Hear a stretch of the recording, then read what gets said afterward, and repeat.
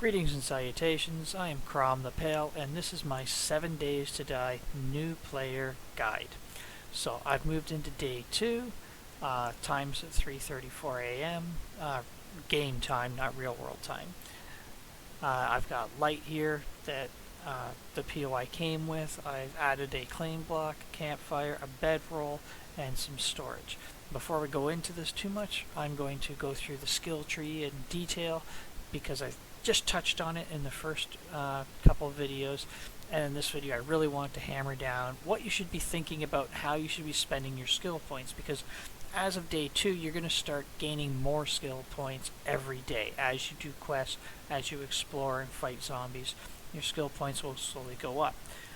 If you listen carefully in the background here, you might hear a zombie walking around outside, so I'm pressing N, the shortcut, to bring up the skill tree. Now, perception is probably the least used of the skills. It has its benefits. It definitely has some very good skills in it. However, most of them are more important late game. They can be useful early game, but I personally believe there are other traits that are more useful. So let's take a look at them individually. Perception in and of itself is tied to rifles, spears, explosives, and when it says tools, it's really only tied to the wrench, the ratchet, and the impact driver. Those are the tools that are really governed by this. So Deadeye governs rifles. Rifles are high damage, long range weapons that have low ammo count, so you can only put one bullet in the pipe rifle and the hunting rifle. Lever action and sniper, you can have more bullets, so you don't have to reload as often. But ultimately, it is not that good a weapon for dealing with a horde. It's a great weapon for hunting, for killing single zombies, sniping them from range, or going literally after food, your chickens, your rabbits, your wolves. Demolitions Expert is for dynamite, TNT, landmines, and such. It has its uses, but it's not really all that beneficial in my opinion. The Javelin is one of the worst and most disappointing weapons in this game. It has great reach with its regular attack. However, its power attack is actually a throwing weapon, which means you're losing your weapon as soon as you throw it. The only way you get your weapon back is if you go and pick it up. Or if you slam it into a zombie and he doesn't die and he runs at you, he's bringing your weapon back. You just have to, pick it up before he kills you. Now, lockpicking, it's probably the worst of every single trait in the entire game. Lockpicks, their odds of working is very RNG based. So even putting points in this gives you slightly better chance and improves the speed. Ultimately, it really isn't very good, and after you get better tools, you can break into a locked safe just as quickly as you can pick it, because the picks are going to continuously break on you. And you're spending resources to craft picks, although you can loot them. And we've found currently in this Alpha 20 build 238 that the locked chests really and the locked safes have terrible loot until late game. The Infiltrator is an interesting one. It's good in some respects because if you are going through POIs, there are going to be, like it says up here, loose boards.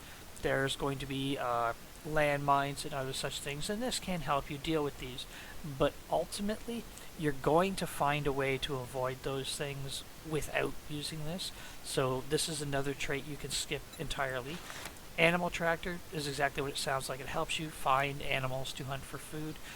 Again, unnecessary unless you are really desperately having trouble finding those rabbits and chickens and you want them early game.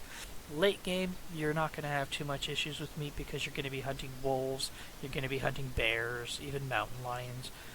They're really easy to find in the winter biome, so it's not a big deal. The Penetrator is one of those perks that it's really good and also really bad. It's really good in the sense that if you are fighting multiple targets at a horde base and you've got them in a straight line, you can hit multiple targets with a single bullet. What's really bad about it is when you start doing quests and are in POIs, the bullets are going to pass through them and start to impact the POI itself. This can cause you to accidentally destroying floors, walls, even loot.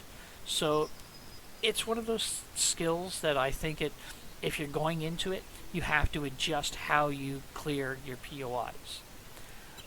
Lucky Looter, increasing the loot is obviously a good thing. However, because of how looting has been structured, the improvements here aren't really that obvious. Looting faster is a good thing, but 5% of 1 is less than 1, so it's not going to go up to 2. So early game, this really doesn't add much. Late game, if you start putting a lot of points in this, 25% loot bonus can really add up. So it's one of those things that late game it makes sense. Treasure Hunter is for buried supplies and buried treasures. It's definitely good. I like it. However, it's one of those things that, again, you can do without it. It's unnecessary, but again, finding 30% more items in that buried treasure, it can really be beneficial, but by the time you have 3 points in this, you're probably far enough into the game you're not doing buried treasures very often. Salvage operations is by far and without anybody's argument the most important skill in perception, because this allows you to get more quality items by wrenching vehicles, by wrenching appliances, lights, all the things that can be wrenched for resources. Getting more resources quicker and using more powerful tools is definitely important. So out of everything in perception, this is the one thing I really would recommend putting points in once you feel you're at a point where you need to do so. Strength is probably the strongest of all of the categories. So you've got perception being the weakest, strength being the strongest. So being able to do more damage when you swing a club. Boomsticks are your shotguns, whether it's the pipe shotgun, the double barrel shotgun, there's a pump action shotgun, even a full auto shotgun. They all do incredibly good damage. They're very easy to use. You can see I've crafted a pipe shotgun myself, and it's not a tool I personally use too often because it does so much damage. You tend to destroy blocks around you later in the game, and that can make going through a POA both easier and harder. Pummel Pete, that's my club. I'm a big fan of clubs, so I'm always interested in that. Skull Crusher is for using a sledgehammer. I'm not a huge fan of the sledgehammer, but I definitely understand its place and its uses. Sexual Tyrannosaur, benchwarmer. That's you're getting a little bit quicker on your swings. You're not using as much stamina.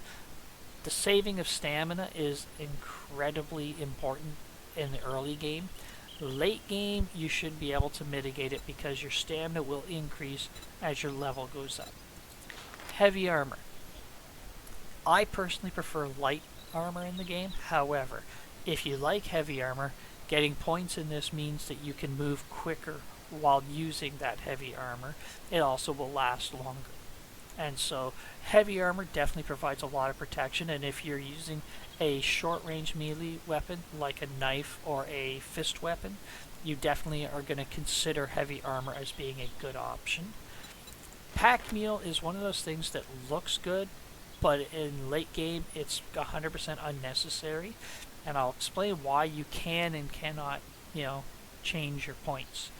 So every point in this gives you 3 more carry slots, and what that means, if I look at my inventory, these are my current amount of inventory I can manage. These spots here, which are kind of hard to see, they are my burned or encumbered slots. So if I fill up all of this, every piece of material or loot I pick up that fills this slows me down slightly. When it's maxed, when I fill up my entire inventory, these encumber slots will make it so difficult for me I won't be able to run. And that can be very difficult when dealing with zombies. So, going back to the skills, Pack Mule can be very good early game. Late game, you will find double pocket mods and triple pocket mods that go into armor and clothing that will allow you to carry more items. So, yes, it does have its use, but I strongly recommend trying to manage your inventory better rather than putting points in this, because to reset your points, you have to buy a forget-me-not elixir, and I'll show you that at the trader at some point. They're very expensive, and it's best if you can avoid it. Master Chef. This comes to cooking. This is food. This is extremely important, especially if you're in a single-player game where you have to be responsible for all your own food. So I highly recommend putting points into that. Miner 69. That controls your axe, your shovel, and your pickaxe. The three tools that are most important for gathering resources. You're going to gather wood, you're going to gather clay, you're going to be able to get cobblestone from pallets, you're going to get iron, lead, you're going to get coal, you're going to get nitrate, you're going to get oil shale, all with the pickaxe. All of those things are extremely important. This lets you create better tools and harvest them faster. Motherlode means you get more resources with every swing. So you can see why strength is such an important and powerful attribute. Fortitude is also a very good attribute, but for slightly different reasons. The Brawler is your fist weapons. Fist weapons late game are extremely powerful because you can do much more damage, and the chance of decapitation with a single blow is the highest of any weapon in the game. However, they come with the greatest risk in the game, as you are at very, very close range to the zombies, and they are going to hit you. However, there are other points in Fortitude that mitigate that, not the least of which is Strength's heavy armor. You can pair well with this. Machine gun, obviously that's your automatic weapons, your AK, your assault rifle, your M60, and there's a pipe version as well. These are your rapid fire weapons. They use the same ammunition as the rifle, which is 7.62. However, these hold a lot more bullets and they fire much quicker. These are possibly the best weapons for dealing with a horde up close really quickly. The Huntsman is one of those things that it's very useful, but it's also unnecessary. It's basically gives you more resources when you are harvesting, which is, you know, definitely a good thing if you want to get more meat, if you want to get more bones and that from things you kill. Well insulated, again, another one of those unnecessary perks. Protection from the weather is something that they may increase the effects of weather later on in the game. Currently, in this build, it just isn't that big of a deal. Living off the land, a very important perk for farming. If you do not have living off the land maxed, you won't be able to sustain a farm because of how planting and gathering crops work, and I'll get into farming in a different video. Pain tolerance is simple. It's just it reduces how much damage you suffer from enemies and reduces the chance of them stunning you. So it's very good. Again, it takes a lot to get a lot out of it, but reducing any damage by 25% is substantial. Healing factor is one of those tricky ones that, while it looks good, it comes with a trade-off. Increasing the speed at which you naturally regenerate health sounds wonderful. However, the faster you regenerate your health, the more food you consume. So putting points in this can cause you to consume your food much, much quicker. Conversely, Iron Gut reduces the speed at which you consume food. So you can see why these pair well together. Rule 1 cardio, before you have a vehicle, this is where your points are going to go to get you from A to B much quicker using less stamina. Agility, one of my favorite perks in the game. However, everything in here is kind of optional or varies based on your personal play style. Archery, governs bows and crossbows. I personally love using the bow. I love the crossbow. They are the best weapons in the game for going stealth. They are also the cheapest for ammunition. Gunslinger or handguns. I love the handguns. However, the lower level handguns seem a little weak. The high level handguns, the Desert Vulture, very powerful, very useful. Deep cuts are your blades. That's the bone knife. It'll govern hunting knives, machetes. These weapons here, as you put points in that, cause bleeding. Bleeding wounds are very, very useful on enemies, as it can not only slow your enemy down, they will drain their HP rapidly. Run and gun basically is you can reload your weapons while moving quicker. Flurry of blows increases the speed of your one-handed weapon attacks, so that applies to clubs, stun batons, and bladed weapons like the knives. Light armor is the same as heavy armor, it just applies to light armor. I personally prefer the light armor because military armor falls into the light armor category, and while it doesn't give as much protection as heavy armor, it is still very useful. Parkour is an amazing skill which can both protect you from damage when jumping from higher objects, as well as increase the height you can jump. I find that putting at least 2 points in this so that I can jump a meter higher makes all the difference in the world when I'm trying to navigate a POI or escape a zombie by jumping onto something they cannot jump onto. Now, Hidden Strike and From the Shadows pair together. That's your stealth attacks. That's dealing more damage while stealth and being able to stealth better. I love the stealth game in this game. I am a master of it, I would suggest. And I strongly suggest early game you should adopt as much stealth as you can. Late game, once you start getting to the point where you can one-shot everything with a powerful handgun or a rifle or shotgun, it's a little less important, but it still can be a fun way to play. Intelligence, the final tree, again, a highly important tree, but it's going to vary depending on your play style and on your luck. So, Electrocutioner is the stun baton. It's a very useful and fun weapon to play with, very similar to the club, but it deals less damage. It does come with the benefit of electrocuting, causing a stunning electrical discharge to the enemy, and it drains them of their health as well. Robotics Inventor. There are currently 3 robots in the game. There is a sledge robot, which basically does blunt melee damage. There is a ranged robotic turret, which shoots pieces of metal that we, create from iron, and it's like a machine gun basically, but it's very cheap ammo, low damage, but it can stack up and be useful. And then the robotic drone, which can be used for a variety of things. It's a very late game item.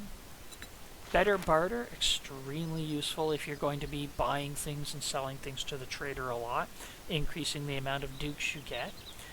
Daring Adventure, an extremely useful tool for questers. If you're doing a lot of quests, you're wanting to put points in Daring Adventure because it'll increase the number of choices you get when you complete quests, and I'll go through quests later, as well as the amount of dukes you get, and at 4 points in it, you can actually take 2 rewards whenever you do quests.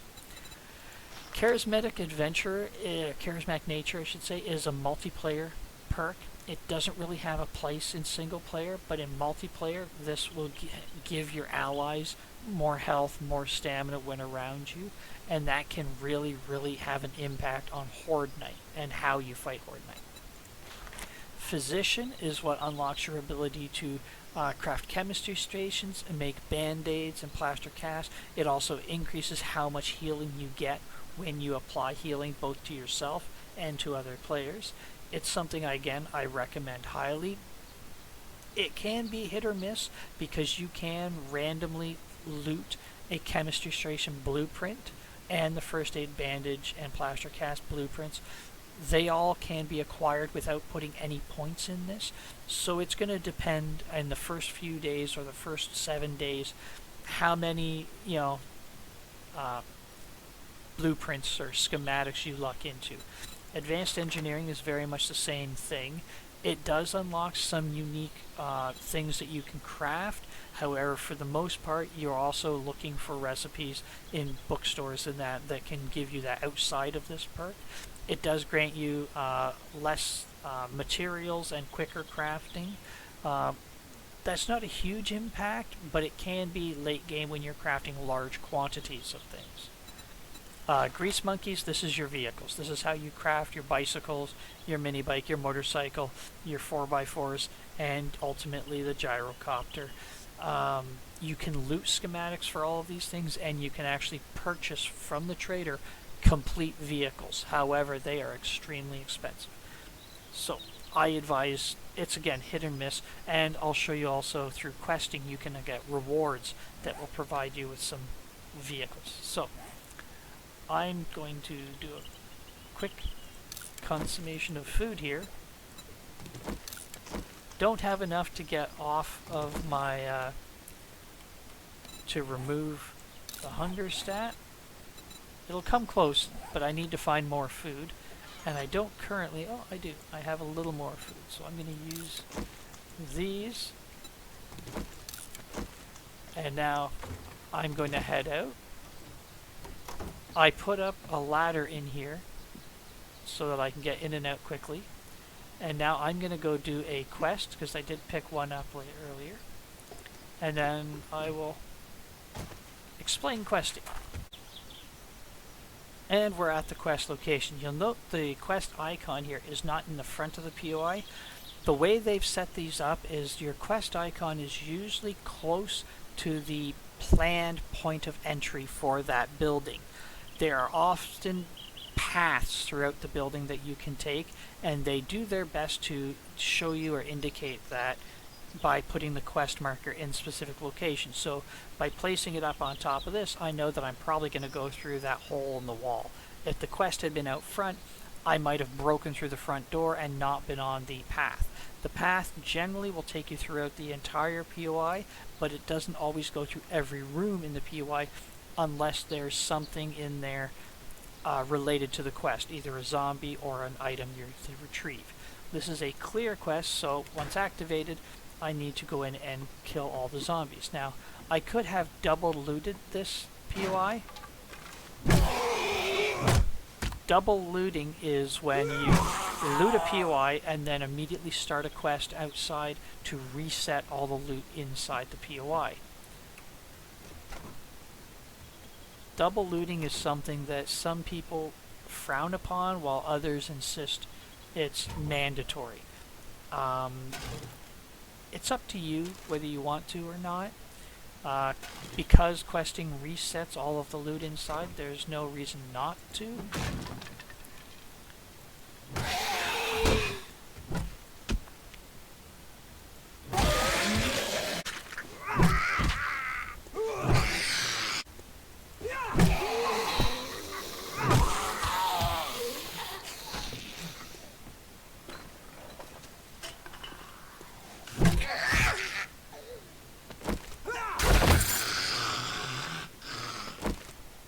Every once in a while you're going to get lucky and a zombie will drop a loot bag. These are what they look like. They vary in color based on the level of zombie you're killing. So the loot in them is usually very good. So you see I got ammo, food, a drink, and antibiotics, all very useful. You will also note over here I am 5 encumbered. If I click on this, it'll tell me that I am encumbered by 5. And it tells me moving becomes harder when you're carrying too many items. You'll see I have death penalty protection. This is what I mentioned before. It lasts up to level 6. Now that I've completed the quest, you can see on the top right as well, it says return to the trader, talk to trader. So before I leave, I'm going to do some looting. Here is the loot room. Almost every POI will have a loot room. The loot that you find in there will vary dramatically from early game to late game. So, got to be careful sometimes. Some of these walls are quickly and easily broken. Now, crack-a-books are possibly the best thing to find early game because these are going to give you those schematics that I need. that can determine whether or not I need to spend points or if I can keep my points and put them into something else other than to unlock the workbench or the forge, or there's the healing bandage. Excellent. That means I can now craft the healing bandages. I don't need to worry about building or spending a point in physician to unlock that. And a triple pocket mod. That's very good. So I've got a book here, Spear Hunter. I don't like the spear. I'm not going to use it, so I'm going to sell it. Switches I like because I like building traps, but I'm not going to use that early game. Stun baton is another item I'm not going to use early game. I'm definitely using the first aid bandage, and I'm going to equip the triple pocket mod. So if I go up here and I click on my armor, my headpiece, if I click modify, I can put this in there, and when I complete it, if I close and open my inventory, you'll see that these 3 slots are now solid as opposed to these which are transparent, and my encumbered has dropped by 3. And I can drop it more if I want to just move items down into my slot there. Actually, I'll switch you and I'll put food down, and I'm going to just drink you. It is good. The game pays attention to how many items you have over where they are placed. So moving items in and out doesn't change whether I'm encumbered or not. Being encumbered has to do with the actual number of items on my character. So if I combine you two together, because I just unlocked the first aid bandage, that will eliminate my encumbrance. What can I get you today? So here we are back to the trader. The quest icon above his head indicates that he has a reward for me. So I'm going to talk to him and see what I get to pick. Well earned, traveler. So, Shamway Recipe or the Gravedigger mod? I personally think the mod's the better choice. It can vary dramatically on what he has here. So I'm going to look at his other quests. He's got clear quests, a buried supply, and another buried supply. This clear quest is really close, so I think I'm going to do it. However, I have to be careful because he could have a quest for the POI I'm currently using as a base. And obviously we don't want a quest there because that'll awaken all the zombies. So you can see that's over there somewhere. So I am going to sell some items to him that I know I'm not currently using. And what else was there? Oh, the money. You can sell old cash for dukes, and you get a slightly better return on that. Some things you can sell that you might not expect or might not see their use till late game. And the rest of this I'm going to dump Thank you, Survivor. in my box back at my base. New merchandise daily. I did leave a few things here. So now that I have inventory space back at my base, I'm going to take them with me. So again, you can see the quest marker here is indicating there's probably a path here and there's an open door there. So I'm going to start this quest. I'm not going to double loot this, though I could.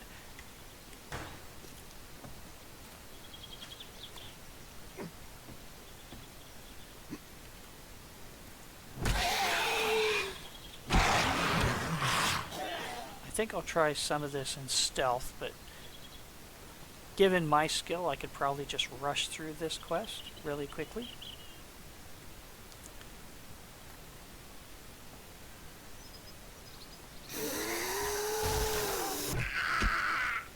You'll note, even while stealth, some zombies will wake up.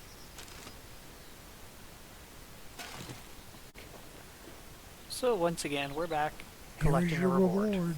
I owe you one. Ammunition is usually a fantastic choice.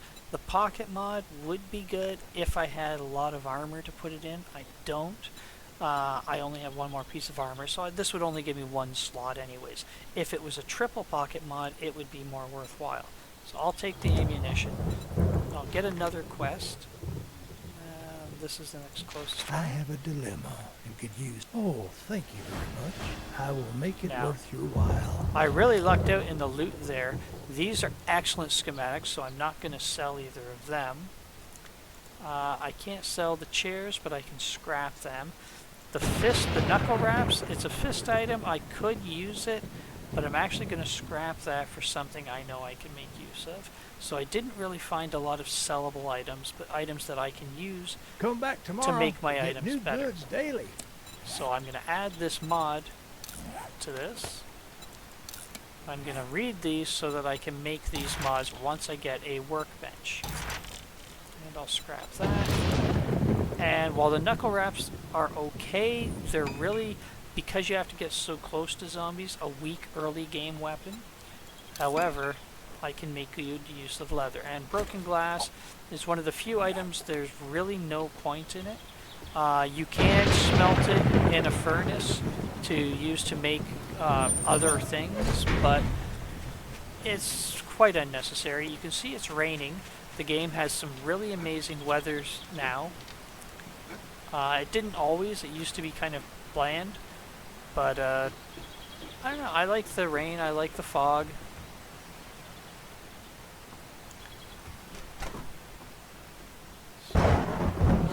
Now, when I'm in my inventory, this button right here allows me to add items that are in my inventory to stacks of those items here. So when I click it, you'll see a lot of items automatically went up here, including the cans and the empty jars that were up here that I was holding on to. So I'm going to eat this chicken. And I'm going to go into the second box. I'm going to store the lead and these things. Healing items, I've got extra, so I'm putting them. Honey, that's a good way to cure an infection of 5%. The cooking pot, I'm going to place in the campfire. I don't have a lot of meat. Oh, I already had one in there, so now I have 2 in there. I don't get any benefit from multiple cooking pots there, but I'll leave it there for now as I want to go and get this other quest done before the sun goes down. Because it is 1700. As you can see, I'm cold and wet right now on the left-hand side of the screen.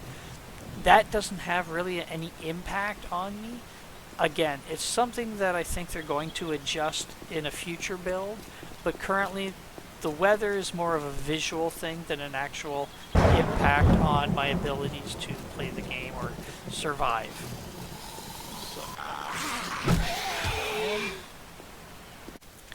So this quest, I'm going to go really fast.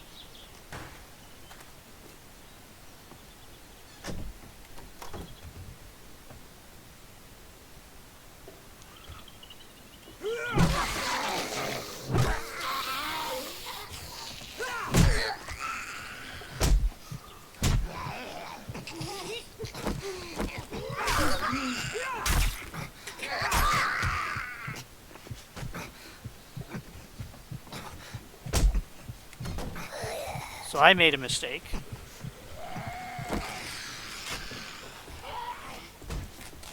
And it almost cost me. When you get greedy, when you go too quickly,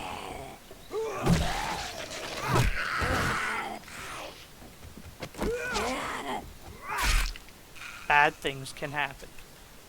So, that's a demonstration of how quickly things can get out of hand. And why stealth is usually your best bet.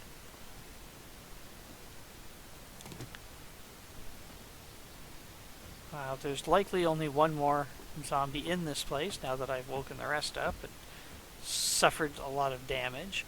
And I'll go over the damage that I've suffered shortly.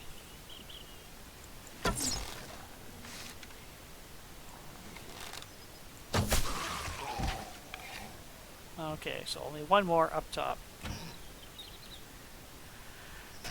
This is an excellent POI early game, as it does have some plants that you can acquire. However, I'm not going to pick them up now because I want to wait until I can get multiple resources. So, there was a zombie up here, but according to the quest, it did not spawn. And that can happen sometimes. The game decides that there's enough zombies, and it doesn't spawn that one. Oh. Invisible glass, blocking my progression. I'll get the loot, then I'll head back to the trader, and then I'll hunker down for the night. Another crack a book box. Hopefully we'll have a good schematic. I've gotten very lucky with schematics so far. Not great, but not bad either. Vultures are annoying, so more damage to vultures is always good, and that's everything in this POI. So if you look down here, I'll switch to my club. So there's aloe, there's potato plants, there's some corn over there, and some yucca plants here. All good things to get, but again, later in the game, once I've placed points in living off the land. Something you like? And we're back at the trader once again. Friend. Now, we got this mod last time, so I don't need it. So I can get the spear hunter volume. Even though I don't like it, I can turn around and sell it back to him. So I'm going to take another quest, but I'm not going to do it tonight. Do you think you can help me with a problem? Well, Trailer Park is actually a great POI early game. There's actually a lot of lootable items there. And I'm going to look at his inventory and I'm going to sell this. And 10 cents vultures. I could read it, but I'm confident I can deal with vultures, so I'm just going to sell it.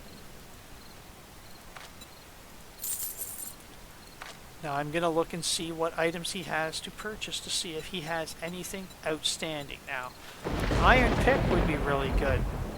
Very useful, but it costs a lot, and I don't have enough to buy it just yet. I can now make the ergonomic script because I looted it, so it's a good thing I didn't buy that. Most of the items here, now he has a workbench and a forge. I'm probably going to save up and buy the workbench, although he does reset day 4 and it's currently day 2. That could be problematic. Eggs are always a safe purchase if you have the money, because they turn into food rather nicely. And I am hungry. I could buy the blueberry, but I'd rather save those dukes because I want to buy the workbench. And I don't think he has much else. He has a lot of blueprints. Some of these I sold to him. The meat stew recipes are really good, but again, I might loot it. I might get it as a quest reward.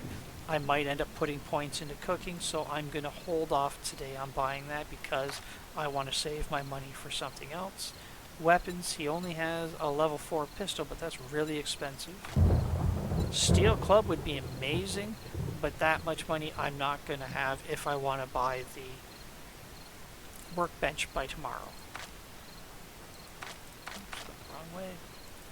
And resources, very few reasons to buy these. The exception being cobblestone, they're very cheap, and concrete mix. Once you start base building, this can save you time. It's expensive, but you come back useful. sometime. So I'm going to head home. I'm going to see what I can do about curing myself and holding up for the night in the safety of my base.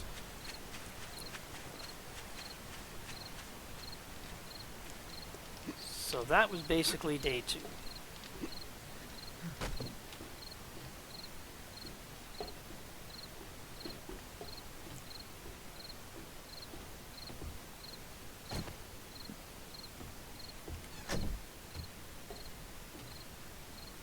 So I'm back at base. I'm going to put away items. I haven't really organized this much yet. I should, and I probably will eventually. As you can see, I do have a sewing kit, so I'm going to use that to heal that abrasion. Or the deep cut, I should say. And I'm going to eat some more canned food. I should be saving these to make higher quality food, but as it's not unlocked yet, and it could be a long while before it's unlocked, I'm going to go ahead and eat that. The blueberries I will save because I may want to turn them into seeds. So for the moment, I did loot a first aid kit I could have used, but I'm going to put that away for now. I didn't use my shotgun, which is I probably should have in that situation. Recog is one of those items that boosts your EXP. This one increases damage rather than EXP.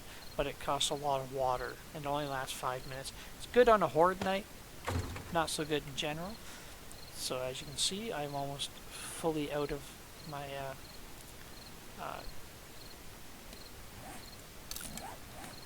my abrasion will disappear shortly. Could eat the food now. It not only will get me food, but it heals. So I'll do that. Let's see, I don't think I have any meat, so I can't use my campfire to make any food.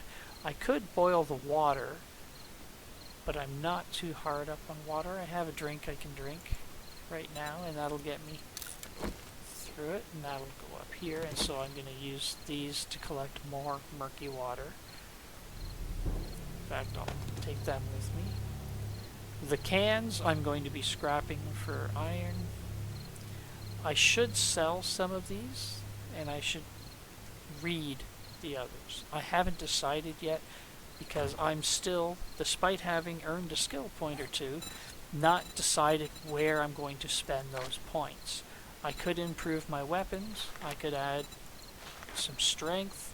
That would unlock more weapon, more pummel Pete. I could go Miner 69. I could Master Chef so that I can make some food. There's a lot of options. Generally speaking, cooking's probably the best idea, but as I don't have any meat, it's not really a necessary thing.